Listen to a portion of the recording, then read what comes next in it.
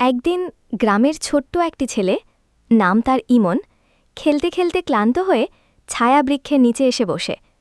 হঠাৎ এক কোমল বাতাসে গাছের পাতা কাঁপে, আর যেন এক মৃদু কণ্ঠে ফিসফিস করে বলে, তুমি এসেছ, ধন্যবাদ, অনেক দিন পর কেউ আমার ছায়ায় একটু বিশ্রাম নিল। ইমন অবাক হয়ে যায়। গাছ কথা বলছে, আমি তোমার ছায়া দিয়েছি, ফল দিয়েছি, এখন শুধু তোমাদের ভালোবাসা চাই। ইমন অনুভব করে প্রকৃতি কাঁদছে, নিঃশব্দে। সে প্রতিজ্ঞা করে সে গাছকে আবার ভালোবাসা ফিরিয়ে দেবে। পরদিন স্কুলে গিয়ে সে বন্ধুদের ডাকে, চলো সবাই মিলে ছায়াবৃক্ষে চারপাশ পরিষ্কার করি, গাছটাকে আবার ভালোবাসি। প্রথমে কেউ আগ্রহ দেখায় না, কিন্তু ইমনের মনোভাব দেখে শিক্ষকও এগিয়ে আসেন।